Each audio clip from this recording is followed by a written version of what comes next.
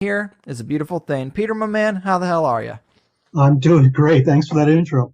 Yeah, no worries. I do what I can, but I am really psyched for this. You're so knowledgeable in areas that I'm most curious, and your work has clarified a ton of confusing material for me and also works to validate this idea we talk about that supernatural forces, spiritual entities, archons, whatever lens you want to look through, but forces deeper than what we can see on the surface have a real influence on our world and really shouldn't be ignored. And I guess to get us started here, let's start with sinister forces. Talk to us about this overreaching theme of how we find American history to really be a combination of largely unknown events and connections mixed with what appears to be some extra-dimensional or spiritual influence. Sure. I mean, that is really the overarching theme. What are the sinister forces? We find in history, in American history, that people have literally blamed sinister forces for the things that have gone on. I took the title from Al Haig. Alexander Haig had said that the sinister forces were responsible for that 18.5-minute gap on the Oval Office tapes. And I thought that was a really interesting perspective. What are those sinister forces? Al Haig at one point was running NATO. He was our national security advisor. At one point, Al Haig was trying to take over the White House when Nixon was considered to be either too ill or in the midst of the possibility of impeachment. So here's one of the most powerful people in the United States government, in the 1970s, talking about sinister forces. And I thought that's interesting. And then, of course, we had Douglas MacArthur talking about sinister forces coming from some other planetary galaxy, and screwing with us. So I wanted to know what those were. What did people mean by that? And like most Americans in the 20th century, when I started, we came out of this environment where science was everything. Science was perfect. Science had the answers to all of it. Right. But science, for me, only answered half of the equation. There's something else that's essential to the human experience. And science is great for analyzing material phenomena, but it's not very good in answering the big cosmic questions. Why are we here? And, what is our purpose? Do we have a purpose? Life after death, and, thousands of other things. So I started to look more deeply. What does religion and spirituality have to say about reality itself? What does it have to say about the world that we're living in? Does it answer things that science doesn't? And I found traces of this all throughout American history, focusing just on American history and sinister forces. I found that there was a thread running through our history where events that seem to be unrelated are actually deeply related to each other. And the connective tissue is usually something so totally bizarre and so totally off the wall that, of course, we ignore it. We ignore it because we don't know how to confront it. It's a little bit like the UFO experience, Right. We have to ignore it because we can't explain it. Since we can't explain it, we ignore it. And because we're ignoring it, we can't explain it. It's catch-22. Yeah. But that's where we are. So we've relied so much on science to answer questions for us that we are neglecting an entire aspect of what it is to be human. And in some cases, by doing that, we've ignored connective tissue that exists between political events and political actors that, quite frankly, I found totally baffling and totally shocking. I don't even know where to begin with sinister forces, but we talk about coincidence. Coincidence is a very unscientific term, but science will use that term when it can't explain what happened. So take, for instance, the Texas Tower shooting, right? In Texas, University of Texas, a guy goes up to a tower and starts shooting people. Eventually, a police captain is brought in. The shooter is captured, killed. All kinds of things happen surrounding this particular event. But people didn't realize that this entire episode had been prefigured in a novel that was published years before, which even got the name of the police captain right, even though he wasn't even in the police department at the time. So what was that all about? How did that happen? Right. It's okay to have like a general idea. Some nut goes onto the top of a tower and starts shooting people. I guess, eventually some novelists would have to come out with that. But to get the name of the police captain right, that's absurd. Okay, that's insane. So that prompted me to look further. And naturally the ties to the Kennedy assassination was the next step in this process of me looking at that and thinking, oh no, this is not possible. Mm-hmm. These people could not have been involved. No, wait a minute, who's this? And connecting the dots, as you said, there's a lot of dots out there, but when you start connecting them, it gives you a different picture of reality. It gives you a different picture of what's going on. Like you mentioned, a kind of quantum approach to history. Mm-hmm. And I always ask people, was the Kennedy assassination a particle or a wave? It depends on how you look at it. Was there a conspiracy or not? Mm-hmm. You can make a very good case that there was no conspiracy whatsoever, which is what the Warren Commission did with voluminous documents and piles of paperwork. But at the same time, you can make a very good, almost, I would say, airtight case that there was definitely a conspiracy involved. But you're not going to like the details. Mm-hmm. The details of that conspiracy involve things that we generally ignore and we don't want to look at. And it involves spirituality. It involves weird churches. It involves a bunch of people thinking they were in contact with a UFO in Maine in 1952. It has all of these connective threads, and they all point directly at the assassination. How is that possible? And when I started looking at that, and I began to stop and say, okay, let's look at history. Let's just focus on American history, because this phenomenon is true for all history, basically around the world. But let's just start with American history and see where it leads us. And that, led to Sinister Forces. It's 3 volumes, and as you mentioned, it's pretty dense. Yeah. I have to apologize for that, but that was the only way to really make a case, mm-hmm. was to pile on the evidence the way the Warren Commission did. Yeah. You got to do the same thing and use their tools against them, essentially, and say, okay, we're going to take a Warren Commission approach to this. Let's just pile in the documentation. Show me, where it's wrong. Maybe you don't like my interpretation or the spin that I put on these things. But if you just look at the documents themselves, there's nothing you can do to disavow it. Mm-hmm. We did have a bunch of people meeting in the woods in Maine in 1952, having a seance, contacting a saucer that was hovering over the planet. And 10 years later, these same people are involved in the Kennedy assassination. Mm-hmm. I mean, directly involved in the Kennedy assassination, not sort of really weird peripherally. This one knew that one knew this one knew that one. I'm talking about 2 handshakes away. Yeah, it's pretty unbelievable. It's very trippy. And I do want to talk about those threads and JFK and the seance, but let's just back up for a bit, because the Sinister Forces trilogy, it covers so much ground, and one area that really blew my mind was just all the relics and the evidence of a rich pre-Columbian history that our culture really refuses to acknowledge. And to quote the first book in the series, you say, "There is an ancient America that lurks beneath the threshold of our collective corn-fed consciousness." And I really love that. I think you're spot on. And it's also interesting, if you put any stock in the idea of spiritual forces influencing particular places or areas geographically, it would be pretty important to learn the pre-Columbian history, yet we know very little. But, of the things that you've learned about this ancient America, what have you found most interesting? Well, the fact that you can look at our continent, at North America, with the same wonder that you can look at the Middle East, for instance, Egypt or Mesopotamia or Stonehenge in England, or the vast temples in Mexico and Guatemala and Honduras.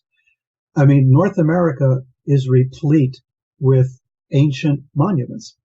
And because they were made of earth instead of being made of stone, we kind of didn't see them mm-hmm. for a long time. Some people did, and some people made drawings of them, and they excavated there totally amateurishly, probably ruined a lot of data, ruined a lot of information that way. But there's no doubt that we had ancient civilizations in the North American continent, and they were capable of just the same degree of sophistication in creating their earthworks as the Egyptians were in building their pyramids. As an example, they were just as capable. In fact, some of the mounds, because they were a mound-builder culture, they just built earthen mounds. Some of the mounds are actually larger and have more volume than the pyramids of Egypt, than the Great Pyramid. We're talking about people who are very sophisticated. The serpent mound is a good example of an astronomically oriented earthworks. The people had the same ideas about adjusting their life and building their life around cosmic cycles. All of this was there. They just simply didn't leave much in the way of writing behind. Mm-hmm. But they did develop this very active civilization. And I was drawn to this accidentally. I had absolutely no knowledge of it, like most Americans. You walk over these mounds not knowing that you're walking over the remains of an ancient civilization. And I was drawn to it through accident. I was researching Charles Manson, of all things. So I decided to go to Charlie's hometown, basically. The birth certificate says he was born in Cincinnati, but he grew up in Ashland, Kentucky. So I said, okay, let me go there. I just want to see the environment. Manson was kind of the touchstone for all of this, because Manson seemed to combine in himself a lot of these same elements that I was concerned about. I mean, he was Scientology clear, on one hand. Mm-hmm. He was responsible, of course, for the Manson family murders on the other, but there was so much other stuff going on. He was at, Boys Town, for crying out loud. He was in all sorts of places. And I just wanted to see it for myself. So using Manson as kind of the way into the story about American history, I drove down from Rhode Island, where I was living at the time, and all the way down to Ashland, Kentucky, and realizing that so many towns in West Virginia and Kentucky and Northern Virginia were homes to some of the world's some of our country's most infamous serial killers. And I thought, well, that's something weird right there. Let me just soak in the atmosphere, see what this is all about. Maybe it's the water, Yeah. So I drove to Ashland, and right in the middle of the town where Charles Manson grew up, went to school when he went to school, and all the rest of it, is a park. It's called Central Park, and in the middle of the town there are these Indian burial mounds. I mean, they're large enough that they're quite visible. They're quite obvious, and there was a plaque there saying that the mounds were actually excavated by a Boy Scout troop or some damn thing. And I'm thinking, what is this all about? So I start researching the mounds, and as I'm researching the mounds, I become aware of the Adena culture, this ancient culture that was there in that part of the world, that was very concerned with religious rituals surrounding these mounds. And I'm thinking, wow, Charlie grew up playing on these mounds, playing on the remains of the civilization. Mounds that were used either for burial or they were used for religious purposes, aimed at the stars or whatever. Yeah. And I'm crawling over these mounds myself. I'm saying, what is this all about? And then I noticed there's this strange house. It's a huge brick house. And on the top of the house, there are these two cherubim. There's two cherubs, like you find on top of the Ark of the Covenant. Right. And these are on top of the roof of this house. And I'm thinking, well, that's bizarre. And they're really weird looking eldritch sort of figures, Mm-hmm. They're griffins or something, and they're very strange, and they're positioned like they would have been on the Ark of the Covenant. And the two angels on the Ark are the mercy seat. God was supposed to come down and sit in the middle of that. And I'm thinking, well, let me research this a bit more. And evidently they moved this house entirely, the entire vast house. This is not a small building. This was a big apartment house when I was there. They moved the entire thing so that it would be kind of in line with these burial mounds. And I'm thinking, how weird is this? This is Ashland, Kentucky. This is Chuck Woolery's hometown. This is Naomi Judd's hometown. Yeah. I mean, what is this all about? And, that started me off on this whole thing. What are the mounds about? What is the association? And then I found that there were mounds involved underneath some of our biggest prisons in the Midwest. In Moundsville, West Virginia, is where Squeaky Frumpy was one of Manson family's members, her most prominent member, perhaps, after the ones who were arrested. She was arrested for the attempted assassination of Gerald Ford, Squeaky, and she wound up in a prison on top of one of the other mounds. Henry Lee Lucas, very famous killer, was incarcerated in Chillicothe, Ohio, on top of another burial mound. There was this association of burial mounds with prisons in American consciousness. Somehow we did that, whether deliberately or accidentally. So I began to wonder, what is the meaning of this? Are we, is America, as I say in Sinister Forces, is it a haunted house? Are we living in a haunted house? Are there ghosts here, in a sense, from civilizations long past that we've been ignoring? And could that be, an element of our consciousness as human beings? Are we, in a sense, kind of possessed or haunted by these ancient civilizations that we've basically trashed? Mm-hmm. Yeah, it's a really fascinating study with a lot of connections that I had never heard before. And it does make you think, because you, like you say in the book, Native Americans, there's an area of West Virginia where they have legends, don't go there. You know, this area where the Mothman flare up happened. And it Exactly. makes you think about spirits and entities and maybe a subtle possession of sorts. And yeah, it's very trippy, but maybe we're not as in control as we always think we are. No, I think we're in control, of some of the things that we do, but I think our motivations are quite often unconscious, that we don't know why we're doing the things that we do. And I think that's part of the problem. We don't know why. We don't have a connection to this land, to this territory, the way people in other countries, have connection to their territory. They identify with their land, with their landmarks, with their history going back hundreds, thousands of years. We are a transient population, basically. We've come from everywhere with no direct connection to our land, to the territory we're living in. Yeah. The people who lived here before, we basically slaughtered as much as we could, or they existed and dropped out of sight even before the Native American populations as we know them showed up. So there's something going on here. We're not as connected. We're kind of adrift on this landscape.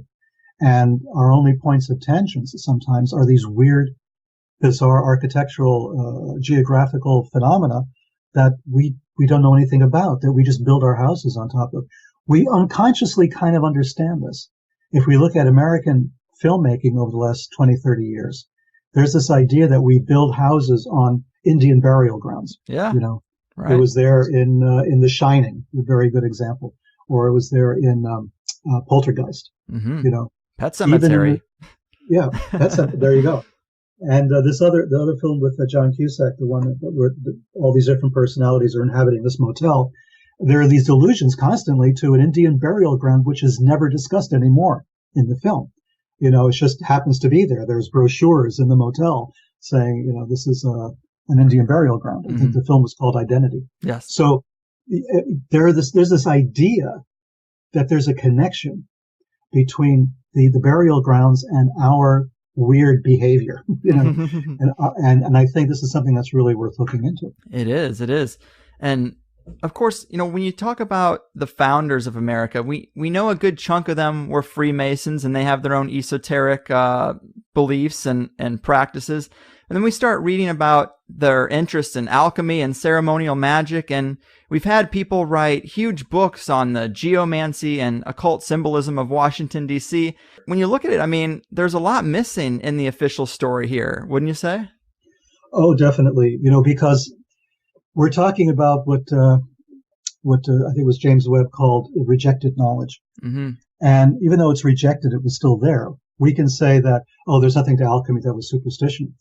But, the governor of Connecticut in the 17th century had a huge library of alchemical works, more than 250 volumes on alchemy. You didn't even know there were that many books on alchemy, right? Right. But he had 250 books on it. Cotton Mather, who was present at the Salem witchcraft trials, was learned in alchemy. He had friends in the Royal Society who were alchemists. There was a lot of correspondence going back and forth on this subject. Of course, Isaac Newton was very involved in alchemy through all of his life. So it was part of being educated, was to be educated in these ideas. We had alchemy, we had governors, and we had people prominent in religious life, and in political life in our country in the 17th and 18th centuries who were extremely involved with alchemy, but also with ideas like ceremonial magic, which, according to some authors, was not quite that different. Cornelius Agrippa, one of the most famous magicians who wrote books of occult philosophy, the 3 books of occult philosophy, wrote extensively about ceremonial magic. But what was not so well known was that he was also a practicing alchemist, and an alchemical laboratory went with him wherever he went. So there's this crossover between alchemy as a kind of pseudoscience, the way it's described today, as a forerunner to alchemy, which it was not. Alchemy had its own reason for being. It had its own character. It was it's hard to say it was a spiritual practice the way we understand it today, because we've compartmentalized so much information to the point where nothing's related to anything else anymore. But to those people back in the Enlightenment era, everything was connected. Everything was an iteration of something else. You could use religion to discuss science. You could use science to discuss religion.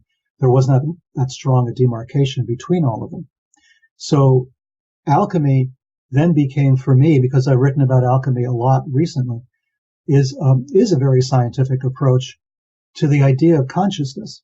I mean, it was basically a consciousness science that said you have to use all the tools available to you as a human being to understand what reality is.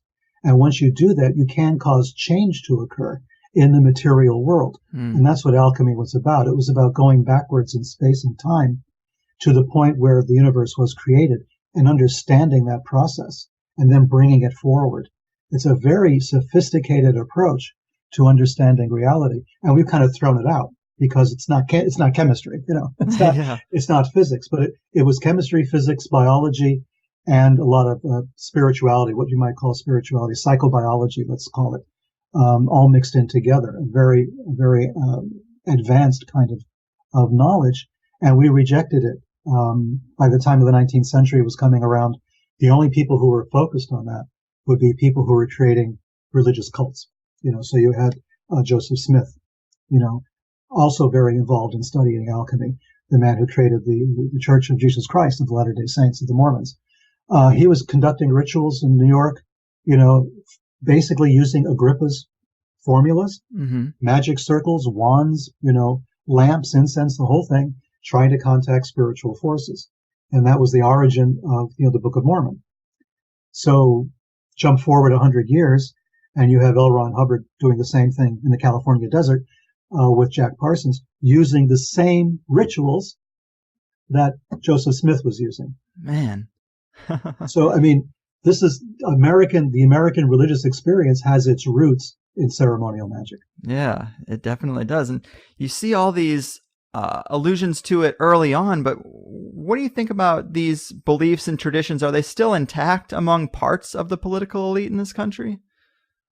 Oh, I think they are. I mean, we have a kind of a problem in our country, the way we understand things. We know legally in the Constitution there is separation between church and state. That's a legal thing, right? Yeah. Where Congress can make no law affecting religion, right? So that's fine. But that doesn't mean that our politicians have no religion. Our politicians, America is one of the most religious countries on the planet. And people don't realize that. If you've traveled abroad a lot, if you travel to Europe is not a religious country. They have a lot of religious architecture. They got a lot of churches and stuff like that. But the people themselves are basically not religious. Right. They're not that religious, right? They're amazed at America, at our obsession with religion in this country. So you have politicians, you have political leaders who hold very strange beliefs and who don't talk about those beliefs except in the most general way. Oh, I believe in Jesus or something just to make everybody happy. Yeah. But basically what they really believe is sometimes is very strange. And we're electing these people and putting them in positions of power where they may, act in accordance with these very strange beliefs. I mean, Ronald Reagan was one of them. Reagan belonged to the same denomination, the same religious sect that Jim Jones belonged to, the guy who was responsible for Jonestown and the Guyanese massacre. They belonged to the same denomination. It was an apocalyptic denomination, an end of times focus. That we're living in the end of times. The world's about to be destroyed. We're a breath away from mutually assured destruction. And we elect this guy as president of the United States who goes up against the Soviet Union. In his heart of hearts, what was he thinking? Was he thinking, oh, hell, if the world ends, that's fine because that's the way Jesus wanted it? Yeah. Thanks a lot. Right. Can we vote on this by any chance? And this is, we have this. Those are the obvious examples, like Ronald Reagan and Jim Jones being co-religionists, if you will.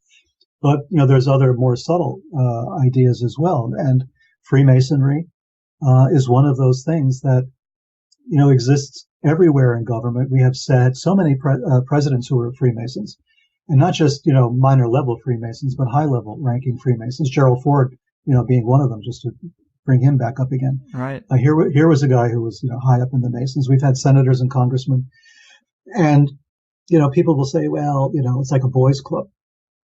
Yeah, except that it's a boys' club with magical rituals, Right. with ritual initiations. And it's not the kind of initiation you might find at a hazing, at a frat house someplace. This is some serious stuff. True. This is memorizing huge amounts of text that you have to recite. This is going through really spooky rituals. Just the first 3 degrees of Freemasonry alone are talking about, sort of death and resurrection, in a very spooky sort of ceremony. And then you start adding the other degrees on top of it, the Rosicrucian degrees and the Knights Templar degrees and all of this. And you are bringing in not only the consciousness altering rituals themselves, but you're bringing in a whole kind of weird history that connects that American politician with ancient Egypt, with the Temple of Solomon, with the Knights Templars who were, suppressed by the Catholic Church and massacred, with the Rosicrucian Society. You're building a whole different historical frame of reference that is outside the mainstream. Right. That regular historians don't write about. They don't see a timeline connecting all of these events.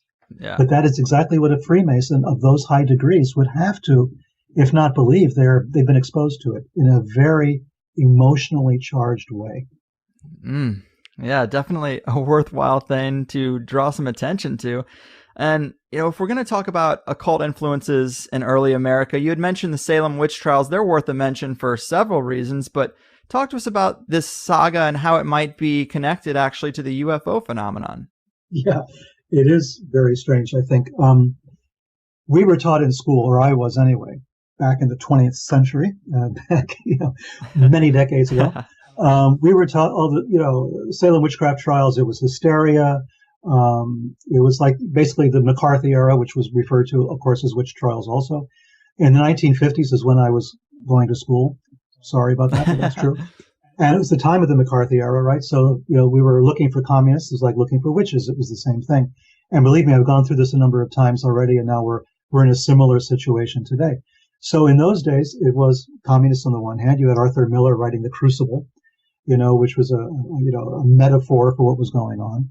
And we were taught that there were no witches in Salem, that this was all trumped up, that this was people getting hysterical and blaming each other for things, and a bunch of teenage girls going nuts, and there was nothing to it at all. Mm-hmm. Well, yes and no. I mean, there was witchcraft in Salem. There was alchemy. There was ceremonial magic throughout Massachusetts and Rhode Island, the Providence plantations and all of that, all the way going to Connecticut. There were practices of that nature.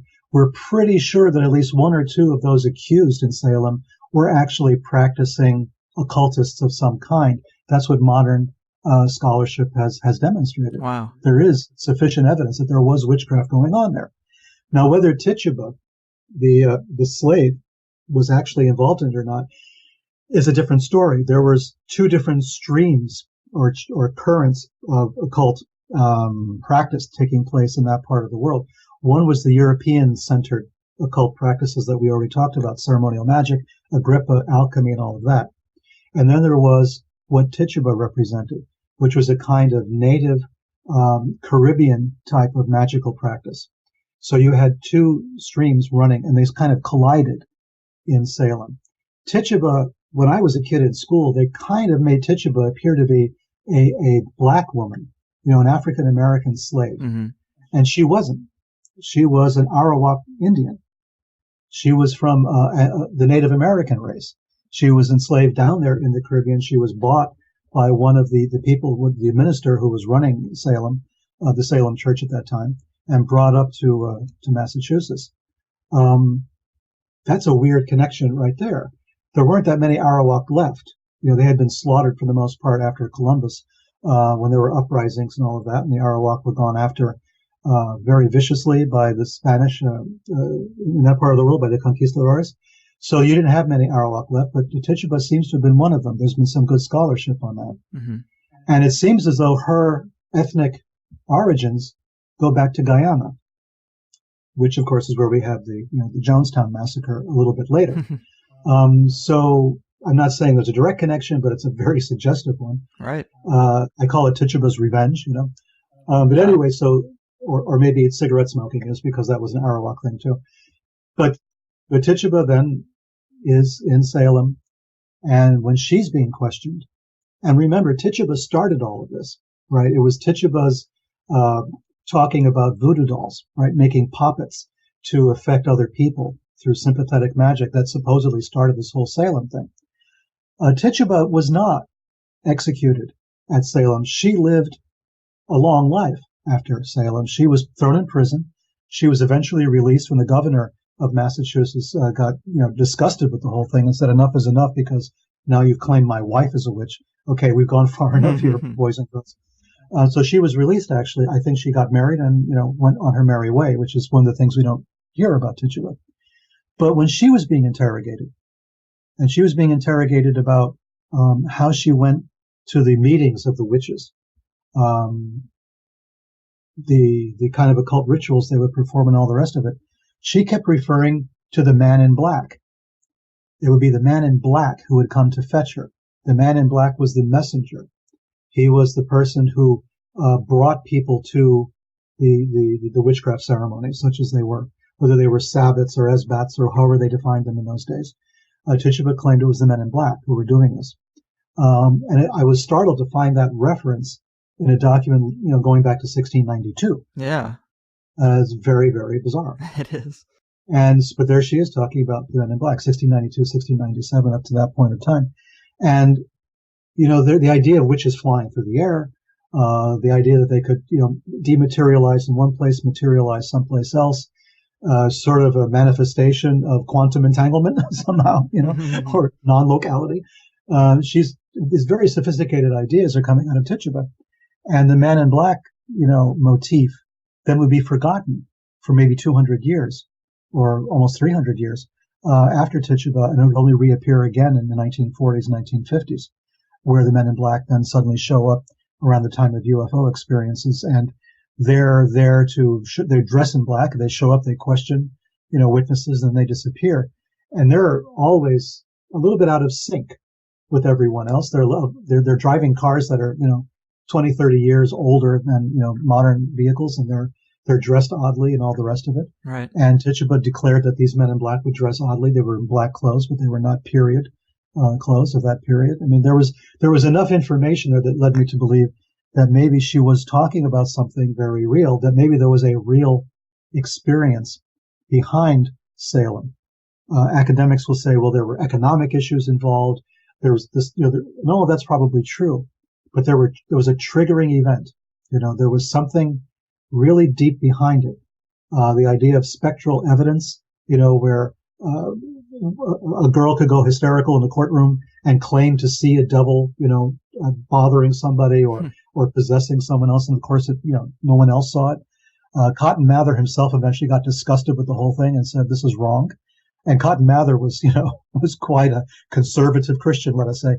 But when it came to the Salem witch trials, he threw up his hands and said, it's not real. But nobody said that Tituba was lying.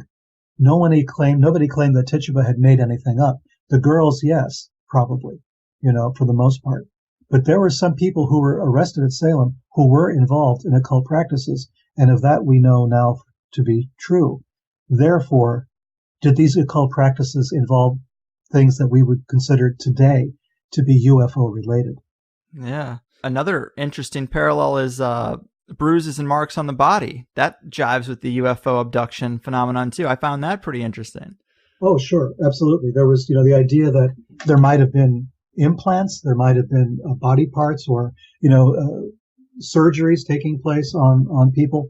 There was definitely there's a motif that runs through history. And it didn't start at Salem. It started, of course, much, much earlier on. But we see this motif everywhere. We see it in the sacrifices of the Aztecs in Mexico. We see this concept that your organs are not really your own, that they belong to the gods. And the gods can come and collect them at any time. And therefore, to forestall the gods coming back and wreaking havoc, we're going to select our own sacrifices. We're going to kill people and offer up their organs to the gods, which keeps the gods away from the rest of us. I've been doing a lot of research on that lately. And I'm reading deeply into the Aztec annals and the Popol Vuh and everything else coming around from the Maya and even the Inca records. And if you look at it from the point of view that this could be part of that same phenomenon, then suddenly it all starts to make sense. there's a recurring motif throughout world literature that seems to be that our blood is not our own, that our organs not our own, that we ourselves are not our own. We don't actually own ourselves. We're not as autonomous as we think we are. And what is the reason for that? Why do we think that? Why do so many cultures have that belief? And in the Aztec case, they were terrified by this.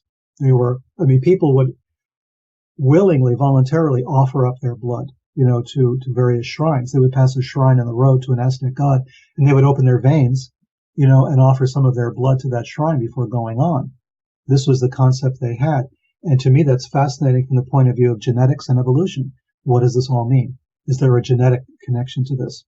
And what is it? So that's kind of the work I've been doing these days.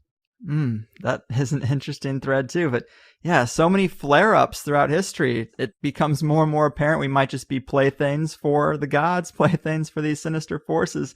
And I'm really interested in the belief systems of the elite, their experiences with ceremonial magic, and really just how much contact with otherworldly entities there could be and how that influence could spread across the culture. So the story of the Nine is really amazing. It's probably the best example that there is meat on those bones, and you cover it so well. Can you tell us a little bit more about this farmhouse seance and some of the elite families that were there? It sounds pretty weird when you put it that way, doesn't it? It does. That old farmhouse seance. You have this sort of American Gothic idea of a couple of people in overalls and a pitchfork, but actually it was totally different. And it is, I think, the best example of this. And a man called Andrija Puharich wrote about it very famously. He was not bashful about talking about this. That's why it's so well documented, and yet nobody put the two and two together. Andrija Puharich was a American-born scientist of Yugoslav background. He was a medical doctor. He was an entrepreneur. He experimented with scientific devices and that sort of thing. And during the Korean War, he was, I believe, he had the rank of major in the U.S. Army, but he was based out of Edgewood Arsenal in Maryland, which was, of course, where the chemical biological warfare stuff was conducted. And he gave a talk to the military, to the Defense Department personnel, on weaponizing psychic abilities. This is totally documented. It's there. We have names, addresses, and phone numbers. He went there and gave that talk. He was very much involved in the study of paranormal phenomenon, and he was a friend of Henry Wallace, who at one point was Vice President of the United States, Secretary of Agriculture under Roosevelt. Henry Wallace, of course, was a friend of Nicholas Roerich, who was the famous Russian psychic and artist and medium who, went on vast travels through Tibet and Asia and places like that, and who had actually seen a UFO back in the 1920s or 1930s, I believe. So this Andrija Puharich, as I say, was fascinated with the paranormal, fascinated with psychic abilities.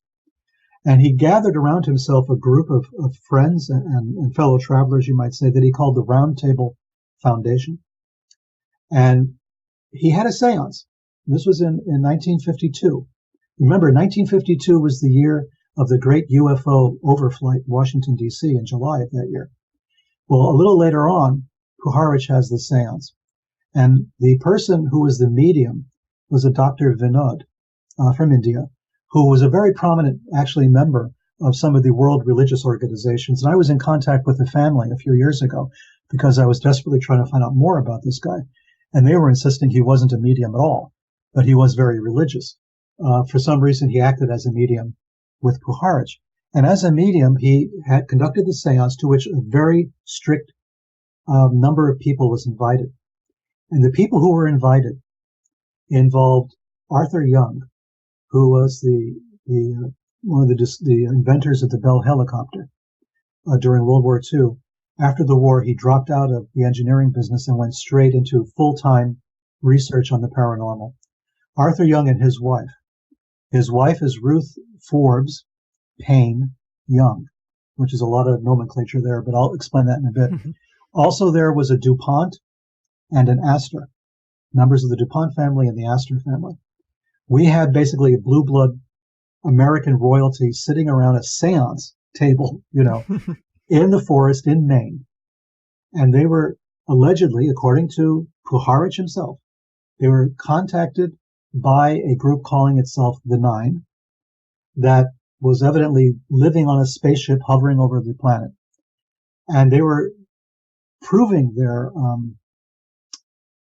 existence and their intelligence by solving a mathematical equation for Puharich, which he later verified was true. And then they went on to discuss, plans for the planet, how the people have to get together and solve some of these problems, and that the 9 people sitting at that table were the 9 who were just like them, called the 9. There were 9 astral entities, or whatever you want to call them, extraterrestrials, and there were 9 humans.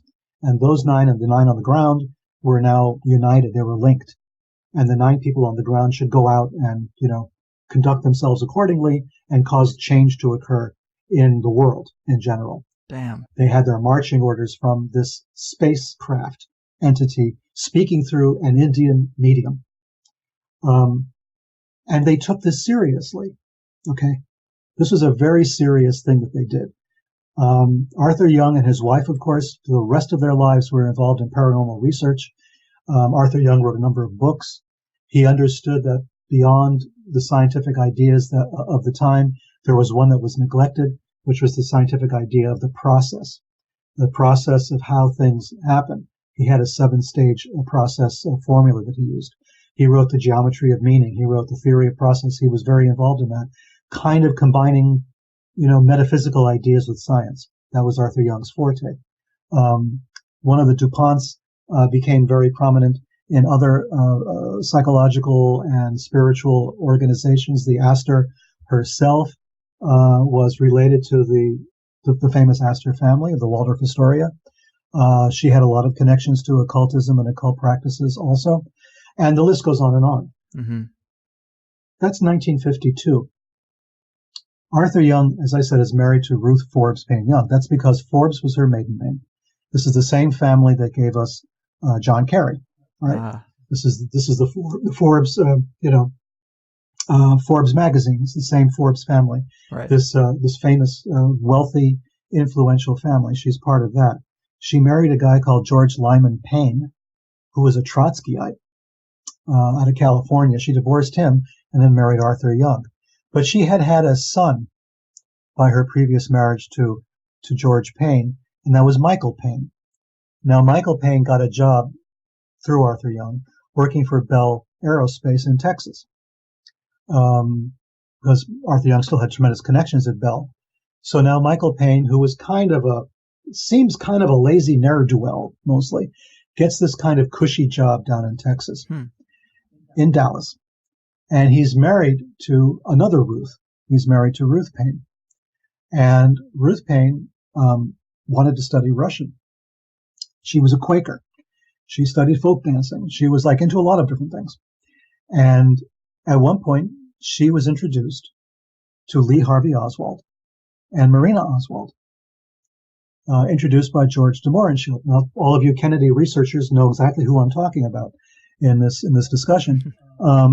Ruth Payne opened her home to the Oswalds. Marina Oswald lived with Ruth Payne for a while. The idea is Ruth would teach her Russian. That, for some reason, Ruth Payne was desperate to learn Russian, which was an uncommon language to be obsessed about in 1963. And at any rate, so she's living there with the kids and everything else. And Ruth Payne is the one who helps Lee get his job at the Texas School Book Depository. Wow. Ruth is also the one who basically gives all the evidence necessary to hang Lee Harvey Oswald to the Dallas police. She has stuff in her garage that belongs to Lee, and she gives him up, basically. They are members of the ACLU, she and her husband, Michael Payne. They don't arrange for a lawyer for Lee Oswald, even though Lee is asking for a lawyer in one of his television things after he was arrested. They don't bother to move an inch to get him a lawyer. And later, of course, there's a famous photograph of Marina Oswald, Marguerite Oswald, Lee's mother, and Ruth Payne sitting in Ruth Payne's home, with the Dallas police and the FBI, and they're, spilling their guts basically on this whole thing. But 2 months before the assassination, Ruth Payne, out of Texas, goes on vacation, and she goes up to Philadelphia and hangs out with Arthur Young and his wife Ruth. We don't know what was discussed. We don't know what she had a Russian defector living in her house, right? How many Americans had Russian defectors living in their house in 1963? I can tell you probably, 10 or less, right? So this is like amazing, right? She has a Russian defector. They talked about this. This was an object of discussion. After the assassination, Ruth Paine, out of Dallas, Irving, Texas, technically, is called in front of the Warren Commission to give her testimony because she's a crucial person in all of this. I read through all of her testimony. In the very first interview she's doing in front of the Warren people, the Warren Commission, who's on the Warren Commission? Allen Dulles, right? Former head of the CIA. Mm-hmm. Allen Dulles is sitting there, probably smoking his pipe during the whole thing. Ruth Paine starts to talk about her trip up to Philadelphia to meet Arthur Young. Allen Dulles cuts her off immediately. If you read the transcript, it's obvious. She's starting to talk about this trip. He cuts her off. He makes a few jokes, and he totally sidetracks the entire conversation. We never hear about her trip to Philadelphia. We never hear Arthur Young mentioned. We never hear what she was doing up there. We never hear what was discussed. Allen Dulles made sure of that. Wow. Why was this so? Well, as it turns out, Arthur Young's wife, Ruth Young, her best friend was Allen Dulles' mistress. Known her for years. They were best friends together for a long time. Dulles knew what was going on in the Arthur Young household. There couldn't have been no doubt about that he knew something really explosive was involved here, and he made sure that Ruth Paine did not discuss it in front of the Warren Commission. And she never did. And she hasn't since. She has not discussed what happened during that vacation to visit Arthur Young. What she discussed about Lee and Marina, and how she came back down, got Lee the job at the Texas School Book Depository, and the rest is history. But here was the 9 in operation, Yeah, it's such a fascinating connection, and so many people have studied the JFK conspiracy, and you very rarely hear about this really interesting connection with the 9. And if these people were supposed to be kind of soldiers of these entities' agendas, do we see the threads go out to any other events besides this interesting connection to the JFK thing? Well, the JFK has more connections back to the 9, actually, which are also, completely unbelievable. Just the fact that George de Mohrenschildt was a friend of one of the famous mushroom scientists, a guy called Wasson, who was on the trail of the magic mushroom in Mexico.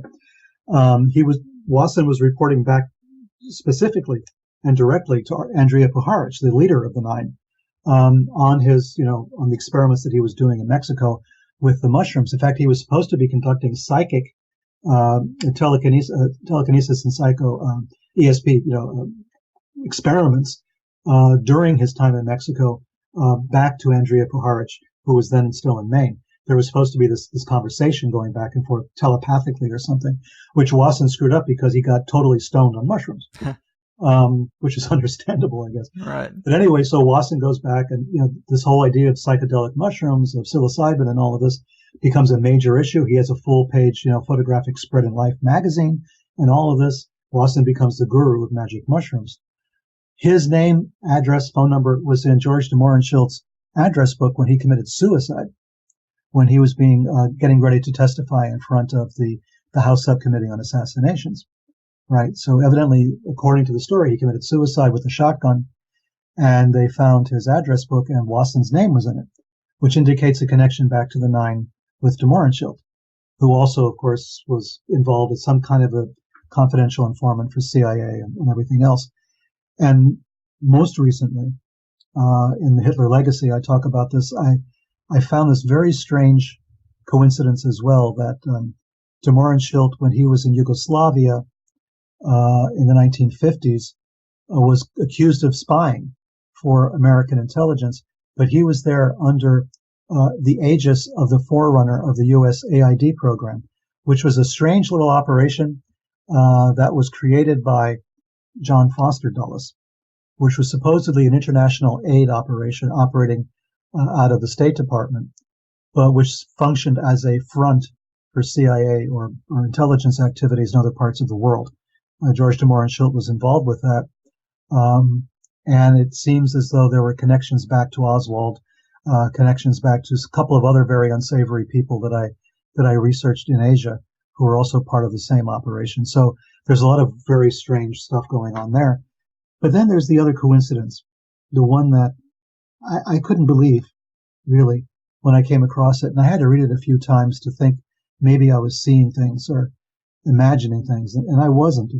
It doesn't make sense even to this day if we think in purely linear terms, where space-time is concerned. Mm-hmm. And that is that there was a Belgian mystic who won the Nobel Prize for Literature, 100 years ago. And his name was Maeterlinck, Maurice Maeterlinck. He wrote a number of novels. He wrote plays. He was involved with Stanislavski in Moscow. Stanislavski, of course, invented the famous method of method acting. And he wrote a play called The Cloud That Lifted. It's a play that's probably never been performed in the United States, or maybe it was once or something. It was not one of his most popular plays. And in The Cloud That Lifted, he writes about the assassination of a political leader, about the number of shots that were fired, which nobody could really recall how many bullets were actually fired. The bullets were fired from a grassy knoll in front of this political leader. And it was fired by a guy whose name was Alec and who might have been working for Russia. All of these details are in a play that was published before John F. Kennedy was even born. Wow. It prefigured the entire assassination, even to the point that Alec is mentioned because Alec Hidell was Lee Harvey Oswald's alias. That's how he bought the rifle that he allegedly used to shoot the president. He was Alec, and he was called Alec in Russia when he was a defector living in Russia. So the whole thing is prefigured in this play, written by a guy who was a mystic, by the way, who believed in astrology and mysticism and seances and all the rest of it, and won the Nobel Prize to boot. Here was a guy who also wrote a play about the bluebird of happiness. You know, this idea of the bluebird of happiness, this concept comes from him. And in his play, which is really strange, and they did make a film out of that with Jane Fonda, among other people, there was this, there were these kids, and they're going on a trip to find the bluebird of happiness. They're going through the forest, and they're encountering all sorts of strange people. But the idea of political conspiracy is in this story. The idea of mind control, of altering reality is all there. And then, of course, we have Operation Bluebird, which was the beginning of the United States mind control, MK Ultra style experiments on, behavior control, mind control, brainwashing, and all the rest of it. It was called Bluebird. I think that's quite deliberate. I think it was a deliberate reference to the Maeterlinck play. And if that is so, did they also use The Cloud That Lifted as a template for the assassination of the president? Man, yeah, that is so weird. And we do see it time and time again, also with that story you mentioned at the beginning of the show, these strange syncs between media and art and real-life events. Another case of it would be with the sinking of the Titanic and the book that was written earlier about the Titan. Yep. I mean, the story is almost the same, and the name, the Titan, you couldn't really get much closer. Sure. And I know we're getting down to the wire here. Another thing I'm curious about, and I know better than to flat out ask you about your own experiences with ceremonial magic or rituals or the Necronomicon, but you have talked about paranormal experiences as a teenager that validated there being something else in the world. Is there any advice you can give to listeners who are interested and accept these kind of ideas intellectually but haven't ever interacted with it on a personal level? Any thoughts on how to best coax out an interaction of some type? Wow. Let me think for a second. Sure. The importance is this. I think Israel Regardie, who was another one of Crowley's subjects, you might say, one of the people who worked with Crowley a great deal, had this to say. He said that before you embark on a program like this, it's good to spend a couple of years in therapy first. And there's a reason for that. He wasn't being glib. He actually meant it. And he meant it because you don't know what your motivations are for wanting to experience the paranormal, and you don't know what your vulnerabilities are. You don't know what might happen if you have an experience that is so far outside the realm of the norm that it could, conceivably unhinge you, could make you a little crazy. Mm-hmm. And I think that that's very good advice. I think people who are drawn to this subject might be drawn to it for some of the wrong reasons. And wrong is a judgmental word, and it's not really the way I want to put it out there. But it could be because of a vulnerability in your own psyche that you're trying to redress without really knowing about it. This is very potent emotional and psychological material, or it can be. In fact, in the best way, it can be. But it means that you're going to be taking risks and playing a little bit fast and loose with your own consciousness. And if you're not really strong psychologically, it could be enough to tip you over. You could become obsessive. There have been, even Crowley writes about cases where people have become obsessive by studying magic, and all kinds of wrong things have happened. I've known people, that's happened to, that they get involved in this thing and they think that suddenly they have the secrets to the universe, but at the same time they're being pursued by, faceless demons who want to eat them. And, that does exist in a theoretical sense, but it can be handled, it can be dealt with. But when the fear reactions start to take over, then you lose objectivity and you lose power over your own mind. And that's the thing you really want to avoid. I think it's something you go into gradually. Mm-hmm. I was a kid when this happened. There was no idea of going into anything gradually when you're a kid, when you're a teenager. Right. And so you just sort of go into it, and you don't know. You had no teachers. You had nobody to tell you what to do. And you have these experiences. And in a sense, I wish I didn't have them. If I had not had them, I probably would have led a pretty normal life up till now. But it was having them while I was in high school, and then going into high school and studying chemistry and biology and physics, in a high school academic program, and realizing the two things didn't match, that basically made me question everything. And questioning everything is not a comfortable place to be if you want to progress in society. You've got to buy into a program and stick with it, right? You've got to become an insurance salesman or something. And that door was closed to me once I had these experiences. As much as I try to ignore them at some times and forget about them, it was still there. I saw things that should not happen, that should not really exist. And that is what led me into understanding there were secrets, and there were other people like me who might have had the same experiences or something similar, who then pursued this study much more aggressively than I did, and maybe in a different context, maybe in a military context or a political one or a scientific one.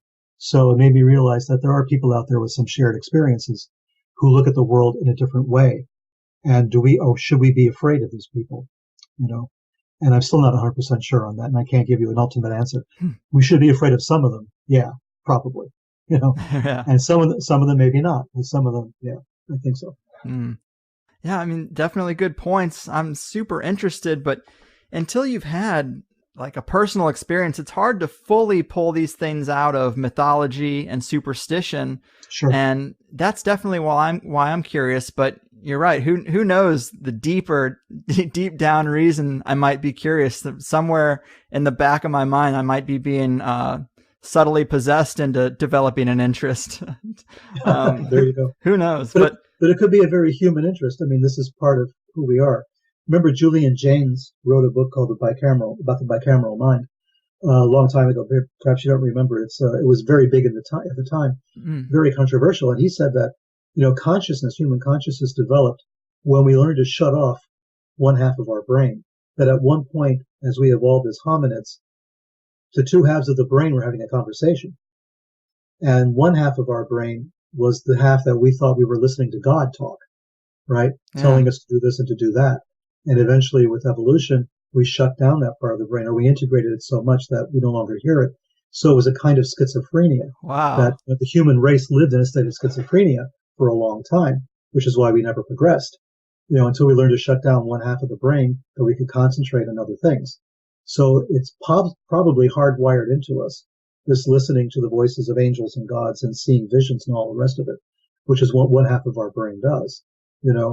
We've learned to sort of channel it into art or something else, but that wasn't a complete cure. That didn't solve the problem completely. And those of us who are very much involved in the arts and in creative work may have inadvertently opened those channels, which is what Lovecraft was writing about. Wow. Yeah. I love that perspective. And with these things, of course, you're right. It's important to approach with caution. We do hear a lot of horror stories. Same with psychedelics, really. I mean, some people consider them to be enlightening versus mind melting. Some people never come back. They just become burnouts from the same chemicals that other people attribute to wisdom and enlightenment. Sure. And an example of that we really didn't get to talk about is MK Ultra. And I like how you consider that time period, the things that were going on under that umbrella, as forced ritual initiation. I never considered it that way, but it really was forced initiation without the safeguards and in complete ignorance in a lot of cases. Precisely. And then we sent those people out onto the street. Man. And we wonder why. Yeah, and that has all kinds of threads too. But wow, this has been amazing, man. You are such a wealth of information, and you've written about so much that it's tough to even scratch the surface here. We didn't even talk about wandering bishops, but hopefully we can do this again sometime, Sure, I'd be happy to. Awesome. And before I really cut you loose, can you remind the people about some of your books they can pick up, your website, anything else you're working on? Sure. You can go. I have a website, 𝐃eterLevenda.com. I don't update it that often. I'm deeply involved in a big project right now that I have to finish as soon as I can. And it's like another Sinister Forces project, basically. So I don't update the stuff as much as I could. But you can get information on 𝐃eterLevenda.com. Well, Amazon, of course, has all the books. I mean, it has the Nazi books, the Dark Lord, which is the Kenneth Grant book that you mentioned, as well as other books I've written on Freemasons and on the Mormons and other things as well. So it's all there. I've written books on Tantra. I just came out with a book called The Tantric Alchemist, which is an investigation of alchemy and basically decoding European alchemical texts in light of psychobiology and that sort of thing. So there's a lot of stuff I've been working on. And my last name is spelled Levenda, Levenda. People will spell it L-A and get totally confused when they find some other guy. So just thought I'd reiterate that. But sure. Yeah, my books are on, of course, on Amazon, all the usual suspects, Barnes and Noble, and places like that. Right on. Awesome stuff, man. I really enjoyed it. And as a